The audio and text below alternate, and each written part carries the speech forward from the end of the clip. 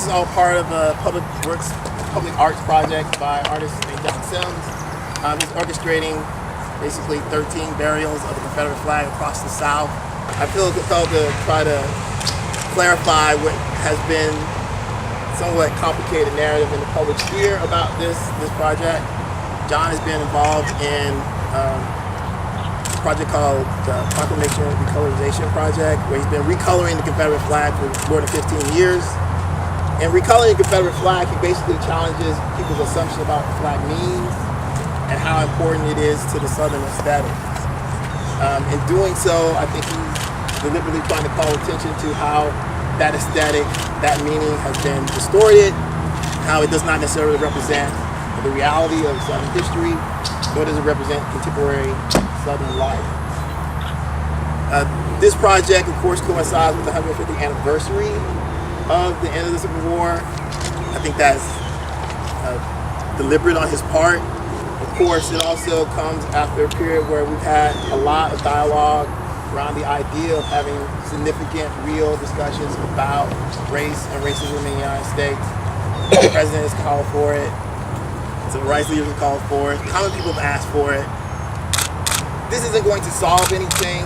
As I said in numerous interviews, getting rid of the Confederate flag is not something I would do as a historian, like it's part of our collective history. It will always be in history books. But attacking the assumptions of what the Confederate flag means in terms of popular culture, I think that's a pretty worthy cause. I already burned it, sorry if you came for the burning.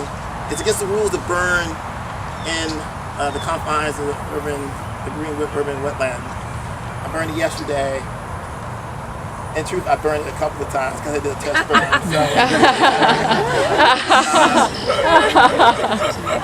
It was never about the burning for me. It was always about disrupting a symbol. So at some level, I feel actually happy that I was able to separate the burning from sort of dialogue. You want Obama to go back to Hawaii? I want him to go home. You can't tell me he's out here for the public, for the USA. He's for everybody except, and he's going to destroy us, the religion, and everything. So how do you think he's going to destroy religion exactly? What religion is he? He says he's a Christian. Do you have reason to doubt him? I certainly do. And what reasons would those be, sir? He's been a Muslim. Based on what evidence, sir? And they call liberal Muslims, they call all kind of Muslim is a Muslim. And what evidence do you have, sir, that he was a Muslim? Well, when you see it on the news all the time, what he's doing and everything, he cannot be a Christian and do the country. Could you explain how that's possible? I don't know how he's doing it, but he votes on anything he wants to. President doesn't vote, sir. How many times has he done things without asking Congress?